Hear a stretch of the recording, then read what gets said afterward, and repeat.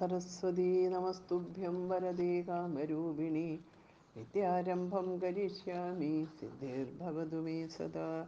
എല്ലാവർക്കും നമസ്കാരം. അധ്യാത്മരാമായണം കിളിപ്പാട്ട് കിഷ്കിന്ധാകാന്ഡം സമ്പാദ്യവാക്യം മുതൽ കിഷ്കിന്ധാകാന്ഡം സമാപ്തം വരെയുള്ള ഭാഗത്തിൻ്റെ സാരം.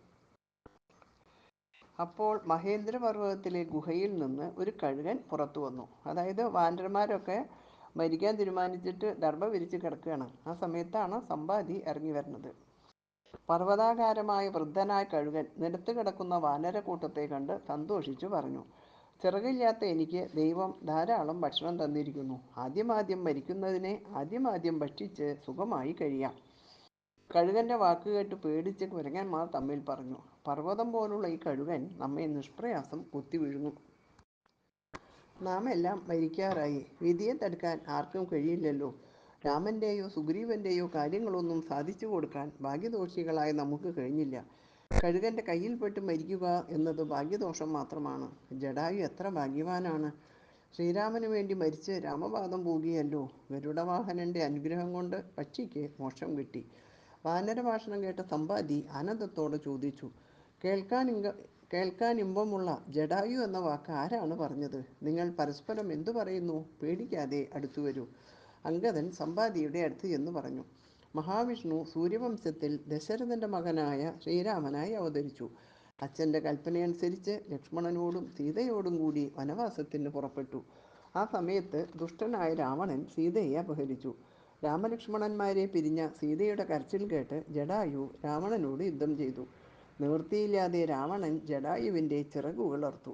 രാമനെ കണ്ട് കാര്യങ്ങൾ അറിയിച്ചു കഴിഞ്ഞേ ജീവൻ പോവുകയുള്ളൂ എന്ന് സീത അനുഗ്രഹിച്ചു. അങ്ങനെ രാമനെ കണ്ട് കാര്യങ്ങൾ അറിയിച്ചു കഴിഞ്ഞപ്പോൾ ജടായുവിന് മോക്ഷം കിട്ടി. സൂര്യവംശജനായ രാമൻ സൂര്യപുത്രനായ സുഗ്രീവനുമായി അഗ്നിസാക്ഷിയായി പ്രതിജ്ഞ ചെയ്തു. ബാലിയെ കൊന്ന് സുഗ്രീവന് രാജ്യം കൊടുത്തു. ജാനകിയെ അന്വേഷിച്ച് ലക്ഷം വാനരന്മാർ 4 ദിക്കിലേക്കും പുറപ്പെട്ടു. ഞങ്ങൾ തെക്ക് ദിക്കിലേക്ക് വന്നവരാണ്. 30 ദിവസത്തിനകം തിരിച്ചു ചെന്നില്ലെങ്കിൽ മരണം തീർച്ചയാണ്. പാതാളത്തിലകപ്പെട്ട ഞങ്ങൾ കാലം കടന്നു പോയത് അറിഞ്ഞില്ല. മരിക്കാൻ വേണ്ടി ദർഭ വിരിച്ച് കിടന്നതാണ്. അപ്പോഴാണ് അങ്ങയെ കണ്ടത്. അങ്ങയ്ക്ക് അറിയാമെങ്കിൽ സീതയെപ്പറ്റി എന്തെങ്കിലും പറയൂ. അംഗദൻ്റെ വാക്കുകൾ കേട്ട് സന്തുഷ്ടനായ സമ്പാദി പറഞ്ഞു, എൻ്റെ പ്രിയ സഹോദരൻ ജടായുവിനെ പിരിഞ്ഞിട്ട് ഏറെ കാലമായി. അനേകായിരം വർഷങ്ങൾക്ക് ശേഷമാണ് അവൻ്റെ വാർത്ത കേൾക്കുന്നത്. സഹോദരൻ്റെ ഉദകക്രിയ ചെയ്യാൻ എന്നെ എടുത്ത് വെള്ളത്തിനടുത്ത് എത്തിക്കൂ.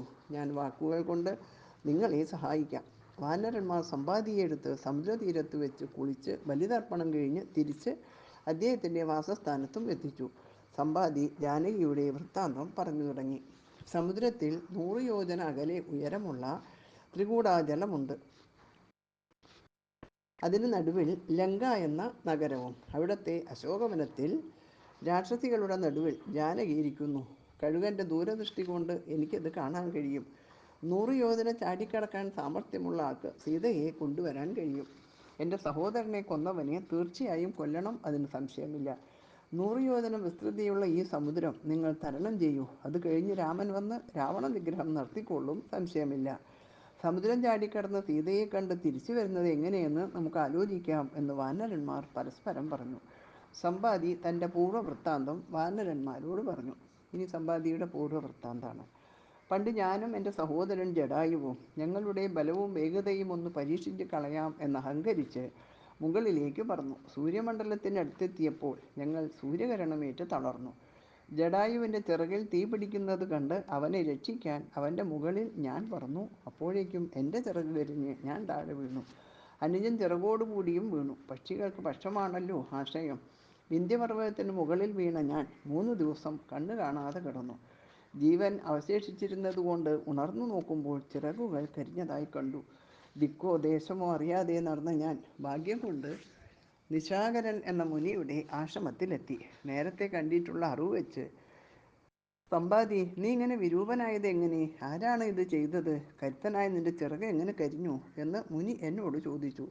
സംഭവിച്ച കാര്യങ്ങളെല്ലാം ഞാൻ മുനിയോട് പറഞ്ഞു. എൻ്റെ ചിറക് പോയി, ഇനി ഞാൻ എങ്ങനെ ജീവിക്കും എന്ന് അദ്ദേഹത്തോട് ചോദിച്ചു. അദ്ദേഹം പറഞ്ഞു, ഞാൻ സത്യം പറയാം, കേട്ടിട്ട് നിനക്ക് ഇഷ്ടമുള്ളത് ചെയ്യാം. ശരീരം ദുഃഖകാരണമാണ്. കർമ്മഫലമായാണ് ശരീരം ഉണ്ടാകുന്നത്. ശരീരത്തിലുള്ള അഹങ്കാരം ഉണ്ടാവുകയും മോഹത്താൽ കർമ്മങ്ങൾ ചെയ്യുകയുമാണ്. അവിദ്യയാണ് അഹങ്കാരമൂലം. അത് ചിദ്രൂപത്തിൻ്റെ നിഴലായി വർത്തിക്കുന്നു. ചുട്ടുപഴുത്ത ഇരുമ്പിൽ അഗ്നിയുള്ളതുപോലെ ശരീരവും ആത്മാവുമായി താതാത്മ്യം പ്രാപിക്കുന്നു. ഈ ദേഹമാണ് ഞാൻ എന്ന് കരുതി കർമാനുഷ്ഠാനങ്ങളിൽ ഏർപ്പെടുന്നു. കർമ്മഫലത്താൽ ബദ്ധനായി ജീവിത സുഖ ദുഃഖങ്ങൾ അനുഭവിച്ച് ഹംസപദവി മറന്ന് കാലം കഴിക്കുന്നു. പുണ്യപാപങ്ങളുടെ ഫലമായി സഞ്ചാരം തുടർന്നുകൊണ്ടേയിരിക്കുന്നു. ധനസ്ഥിതിക്കനുസരിച്ച് പുണ്യകർമ്മങ്ങൾ ചെയ്ത് സ്വർഗം പൂകി സുഖിച്ചിരിക്കാം എന്ന് കരുതുമ്പോഴേക്കും മരിച്ചു വീഴുന്നു. പുണ്യഫലങ്ങൾ അവസാനിക്കുമ്പോൾ ചന്ദ്രമണ്ഡലത്തിലെത്തി മഞ്ഞുതുള്ളികളോട് ചേർന്ന് സസ്യാദികളായി തീരുന്നു. പിന്നീട് ഭക്ഷണാംശമായി തീർന്ന് രേതസ്സായിട്ട് മാറി സ്ത്രീയോനിയിലെത്തി രക്തത്തോട് ചേർന്ന് 5 ദിവസം കൊണ്ട് ബുൽബുധാകാരമായി ഗർഭപിണ്ഡമായും അടുത്ത 5 ദിവസം കൊണ്ട് മാംസപേശിയായി തീരുന്നു. മാസത്തിൻ്റെ പകുതിയാകുമ്പോഴേക്കും ആ പേശിയിൽ രക്തം നിറയും. അടുത്ത 25 ദിവസം കൊണ്ട് അതിൽ ജീവചലനങ്ങൾ പ്രകടമാവും. 3 മാസം കൊണ്ട് സന്ധികളും 4 മാസമാകുമ്പോൾ വിരലുകളും തെളിയും. 5 മാസമാകുമ്പോൾ നഖം, കണ്ണ്, കാത് എന്നിവയും മേഢ്രം, ഉപസ്ഥം, നാഭി, പായു എന്നിവ എന്നിവ 7-മാസത്തിൽ പൂർണ്ണമാവും. 8-മാസത്തിൽ ശിരസ്സിലും ശരീരത്തിലും രോമങ്ങൾ പ്രത്യക്ഷപ്പെടും. 9-മാസത്തിൽ പ്രജ ദിവസം പ്രതി വളർന്നു തുടങ്ങും. കൈകാലുകൾ അനക്കാൻ തുടങ്ങും. 5-മാസത്തിൽ തന്നെ ജീവൻ വന്നിട്ടുണ്ടാകും. ക്രമേണ മാതാവ് കഴിക്കുന്ന ആഹാരം പൊക്കിൾ കൊടിയിലൂടെ സ്വീകരിച്ച് പ്രജ വളരുന്നു. തൻ്റെ കർമ്മഫലം കൊണ്ട് അക്കാലത്ത് മരണം സംഭവിക്കുകയില്ല. പൂർവജന്മങ്ങളെയും കർമ്മങ്ങളെയും കുറിച്ച് നിരന്തരം ചിന്തിച്ച് ജഠരാഗ്നിയിലെ താപമേറ്റ് തൻ്റെ അപ്പോഴത്തെ സ്ഥിതിക്കുള്ള കാരണങ്ങൾ പറഞ്ഞു തുടങ്ങി. ഇങ്ങനെ എത്ര യോനികളിൽ ജനിച്ച് എന്തെല്ലാം കർമ്മങ്ങൾ ചെയ്തിരിക്കുന്നു. കുടുംബത്തിനു വേണ്ടി ധനം എത്ര സമ്പാദിച്ചു. അന്ന് വിഷ്ണുസ്മരണ തീരെ ഉണ്ടായില്ല. അതിൻ്റെ ഫലമാണ് ഞാനിപ്പോൾ അനുഭവിക്കുന്നത്. ഇനി ഞാൻ ദുഷ്കർമ്മങ്ങളൊന്നും ചെയ്യില്ല, സൽക്കർമ്മങ്ങൾ മാത്രമേ ചെയ്യൂ. ഇങ്ങനെ ചിന്തിച്ച് ഭഗവത് സ്തുതി ചെയ്ത് 10 മാസം തികയുമ്പോൾ ഭൂമിയിൽ ജനിക്കും. ബാല്യകാലത്ത് അച്ഛനമ്മമാരാൽ പരിപാലിക്കപ്പെട്ടാലും ദുഃഖങ്ങൾ ഉണ്ടാവും. യൗവനത്തിലും വാർദ്ധക്യത്തിലുമെല്ലാം എത്തുന്നത് ദുഃഖം തന്നെയാണ്. നീ അനുഭവിച്ച കാര്യം ഞാൻ പറയേണ്ടതില്ലല്ലോ. ഈ ദേഹമാണ് ഞാൻ എന്ന ചിന്തയിൽ നിന്നാണ് സുഖദുഃഖങ്ങൾ ഉണ്ടാവുന്നത്. ഗർഭവാസം മുതലുള്ള എല്ലാ ദുഃഖങ്ങളും, ജന്തുക്കളുടെ ജനനവും മരണവും എല്ലാം ദേഹം കാരണമാണ്. സ്ഥൂലവും സൂക്ഷ്മവുമായ ദേഹത്തിന് മുകളിൽ വർത്തിക്കുന്നതാണ് ആത്മാവ്.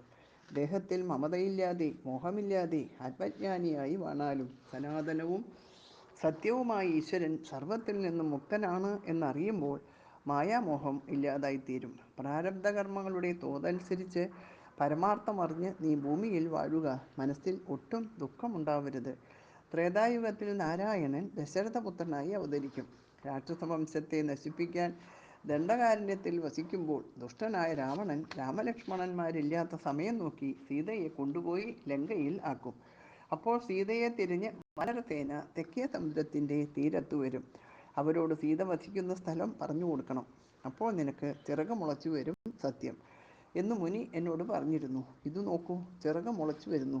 നല്ല താപസന്മാരുടെ വാക്കുകൾ ഒരിക്കലും സത്യമാവാതെ വരില്ലല്ലോ. ശ്രീരാമകഥയുടെ മഹാത്മ്യം ആർക്കും വർണ്ണിക്കാൻ കഴിയില്ല. രാമനാമത്തിന് തുല്യമായും ഒന്നും മനസ്സിൽ വരുന്നില്ല. നിങ്ങൾക്ക് നന്മ വരും, സീതയെ കണ്ടുകിട്ടും. നന്നായി ശ്രമിച്ചാൽ ഇന്ന് തന്നെ സമുദ്രം കടക്കാം. ശ്രീരാമനാമം കൊണ്ടാണല്ലോ എല്ലാവരും സംസാരസാഗരം തരണം ചെയ്യുന്നത്. രാമപത്നിക്ക് വേണ്ടി പോകുന്ന രാമഭക്തന്മാരായ നിങ്ങൾക്ക് ഒരു പ്രയാസവും ഉണ്ടാകില്ല. ഇത്രയും പറഞ്ഞ് സമ്പാദി ആകാശത്തേക്ക് ഉയർന്നു. ഇനി സമുദ്രലംഘന ചിന്ത. വാനരന്മാർ കൗതുകത്തോടെ പരസ്പരം പറഞ്ഞു തുടങ്ങി. ഭയങ്കരന്മാരായ മുതലകളുടെ കൂട്ടം വസിക്കുന്ന ഈ സമുദ്രം നാം എങ്ങനെ കടക്കാനാണ്? മറുകര കാണുന്നത് പോലും ഇല്ലല്ലോ. പറ്റാത്ത കാര്യം ചിന്തിച്ച് എന്തിനാണ് വിഷമിക്കുന്നത്? അംഗദൻ പറഞ്ഞു. ശൂരപരാക്രമികൾ പലരും ഉണ്ടല്ലോ. നമ്മുടെ ഇടയിൽ ഇവരിൽ നിന്നൊരാൾ എന്നോട് വന്ന് പറയട്ടെ, ഞാൻ ഇക്കാര്യം ചെയ്യാമെന്ന്. അവനായിരിക്കും നമ്മുടെ രക്ഷകൻ. സുഗ്രീവനും രാമനും ലക്ഷ്മണനും അവൻ തന്നെ ആയിരിക്കും സന്തോഷദായകൻ. ഇത് കേട്ടവർ പരസ്പരം നോക്കിയതല്ലാതെ ഒന്നും പറഞ്ഞില്ല. 10 മുതൽ 90 വരെ ചാടാമെന്ന് ഓരോരുത്തരും പറഞ്ഞു. എന്നാൽ 100 യോജന ചാടാൻ ആരും തയ്യാറല്ലായിരുന്നു. ജാമ്പവാൻ പറഞ്ഞു, ഉണ്ട്. വിഷ്ണു 3 ലോകങ്ങളും 3 അടി കൊണ്ട് അളക്കുന്നത് പോലെ യൗവനകാലത്ത് പെരുമ്പറ കൂട്ടി 21 പ്രാവശ്യം ഞാനും വലം വെച്ചിട്ടുണ്ട്. വൃദ്ധനായ എനിക്ക് ഇപ്പോൾ സമുദ്രം കടക്കാനുള്ള ത്രാണിയില്ല. 10 മാത്ര കൊണ്ട് ദാനവായിരിക്കെ 21 പ്രദക്ഷിണം വെച്ചവനാണ് ഞാൻ. കാലസ്വരൂപനായ ഈശ്വരൻ്റെ ശക്തി അത്ഭുതകരമാണല്ലോ. ഇത് കേട്ട് അങ്കദൻ പറഞ്ഞു, അങ്ങോട്ട് ചാടാൻ എനിക്ക് കഴിഞ്ഞേക്കാം, പക്ഷേ തിരിച്ചു ചാടാൻ കഴിയില്ല. അങ്ങക്ക് സാമർഥ്യമുണ്ടെങ്കിലും വാർദ്ധക്യം പ്രമാണിച്ച് ഞങ്ങൾ അയക്കില്ല. ഭൃത്യരിൽ ആരെങ്കിലും സമർത്ഥന്മാരായി ഉണ്ടാവും, ഇല്ലെങ്കിൽ നമുക്ക് പട്ടിണി കിടന്ന് മരിക്കാം. അങ്കദൻ്റെ വാക്ക് കേട്ട് ജാമ്പവാൻ പറഞ്ഞു, ഹനുമാൻ എന്താണ് ഇങ്ങനെ അനങ്ങാതിരിക്കുന്നത്? അങ്ങയെയല്ലാതെ ആരെയും ഞാൻ ഇതിന് കാണുന്നില്ല. ദാക്ഷായണിയുടെ ഗർഭത്തിൽ ജനിച്ച ശിവബീജമല്ലേ അങ്ങ്? വായുപുത്രനായ നിനക്ക് വായുവിനേക്കാളും ബലവും വേഗതയും ഉണ്ട്. സിംഹത്തെ കൊല്ലുന്ന കേസരിക്ക് അഞ്ജനയിൽ ജനിച്ച മകനല്ലേ? ജനിച്ച ഉടനെ 500 യോജന മുകളിലേക്ക് ചാടിയവനാണ് നീ. പഴുത്ത ബലമാണ് എന്നോർത്ത് സൂര്യമണ്ഡലം പിടിക്കാൻ തുടങ്ങിയപ്പോൾ ഇന്ദ്രൻ വജ്രായുധം പ്രയോഗിച്ചു. മരുത്ത് നിന്നെയും കൊണ്ട് പാതാളത്തിലേക്ക് ഓടി. ത്രിമൂർത്തികൾ 33 ദേവന്മാരോടൊപ്പം വന്ന് നിനക്ക് മരണമുണ്ടാവില്ല എന്ന് അനുഗ്രഹിച്ചു. വജ്രം താടിയിലേറ്റ് മുറിവുണ്ടായതുകൊണ്ട് നീ ഹനുമാൻ എന്നറിയപ്പെടുമെന്നും ദേവന്മാർ കൽപ്പിച്ചു. നീ അതെല്ലാം മറന്നുപോയോ? രാഘവൻ മോതിരം നിന്റെ കയ്യിൽ തന്നെ തന്നത് എന്തിനാണ് എന്ന് നീ ഓർക്കുന്നുണ്ടോ? നിന്റെ ബലം വർണ്ണിക്കാൻ ഈ ലോകത്ത് ഇന്ന് ആരുമില്ല. ജാമ്പവാന്റെ വാക്കുകേട്ട് സന്തുഷ്ടനായി എഴുന്നേറ്റ് ഹനുമാൻ ബ്രഹ്മാണ്ടം മുഴുവൻ കുലുങ്ങും വിധം ഒന്ന് ഗർജിച്ചു. സമുദ്രം കടന്ന് ലങ്ക നശിപ്പിച്ച് രാവണകുലത്തെ മുച്ചൂടും മുടിച്ച് ഞാൻ ദേവിയെ ഇപ്പോൾ തന്നെ കൊണ്ടുവരും. അല്ലെങ്കിൽ ലങ്കാപുരിയോടുകൂടി രാവണനെ എടുത്ത് രാമൻ്റെ മുമ്പിൽ വയ്ക്കാം. മോതിരമുണ്ടല്ലോ കയ്യിൽ. ജാമ്പവാൻ പറഞ്ഞു, സീതയെ കണ്ട് തിരികെ വന്നാൽ മതി. രാവണനെ പിന്നീട് എതിർക്കാം. രാമൻ രാവണനെ കൊല്ലും. അപ്പോൾ നമുക്ക് പരാക്രമം കാണിക്കാം. ആകാശത്തിലൂടെ പോകുന്ന നിനക്ക് നന്മ വരട്ടെ. വായുഭഗവാൻ നിന്റെ കൂടെയുണ്ട്. അച്ഛനമ്മമാരുടെ ആശീർവാദം വാങ്ങി ഹനുമാൻ മഹേന്ദ്രപർവ്വതത്തിന് മുകളിൽ ഗരുഡനെപ്പോലെ നിന്നു. കഥ പറഞ്ഞ ശാരിക സുഖമായിരുന്നു. ഇതോടുകൂടി കിഷ്കിന്ധാകാന്ഡം സമാപിച്ചു. നാളെ മുതൽ സുന്ദരകാന്ഡം. എല്ലാവർക്കും നമസ്കാരം. ഹരേ രാമ രാമ രാമ ഹരേ ഹരേ, ഹരേ കൃഷ്ണ കൃഷ്ണ കൃഷ്ണ ഹരേ ഹരേ.